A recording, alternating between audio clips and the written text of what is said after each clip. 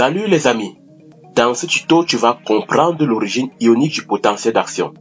Le potentiel d'action est un signal bioélectrique unidirectionnel qui naît au niveau du cône antérieur de l'axone, se propage le long de l'axone jusqu'aux arborisations terminales. Le potentiel d'action est constitué d'une phase de dépolarisation, de repolarisation et parfois de l'hyperpolarisation d'un axone excité. Ces trois phases sont dues à une variation de la répartition de certains ions de part et d'autre de l'axone. Pour mieux comprendre, je vais d'abord considérer l'axone au repos. Au repos, les ions sont répartis tels que les ions Na+, sont plus abondants à l'extérieur et les ions K+, plus abondants dans le cytoplasme de l'axone.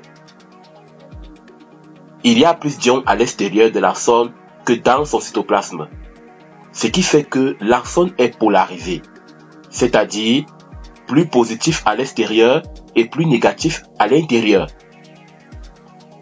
Supposons qu'on excite l'axone au repos. Voici ce qui va se passer. Premièrement, quelques canaux Na+, voltage dépendant s'ouvrent et permettent un courant entrant des ions Na+. Sur l'écran de l'oscilloscope, on observe une dépolarisation qui n'atteint pas le seuil. Si l'intensité de stimulation est linéaire, alors plus de canaux Na+, voltage dépendant, s'ouvrent et le courant entrant d'ion sodium est plus important. Les ions sodium deviennent plus abondants à l'intérieur qu'à l'extérieur de l'axone. Il y a maintenant plus d'ions à l'intérieur qu'à l'extérieur. On dit que la membrane est dépolarisée.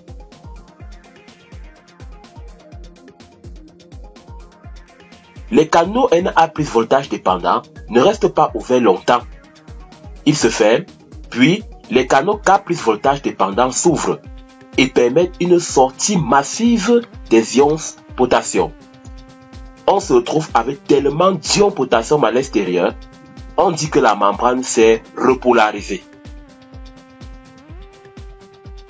Les canaux K+ voltage dépendant peuvent rester ouverts plus longtemps, laissant sortir un peu plus les ions K+.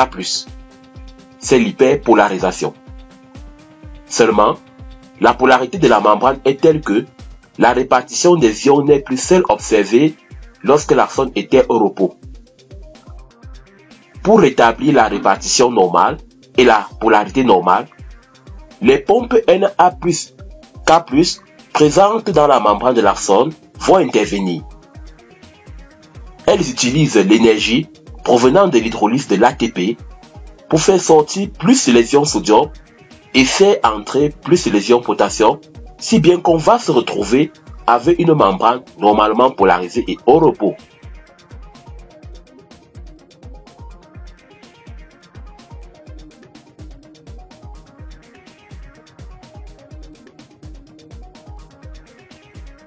J'espère que tu comprends maintenant l'origine ionique du potentiel d'action. N'hésite pas à poser les questions. Tu n'auras pas regardé cette vidéo pour rien.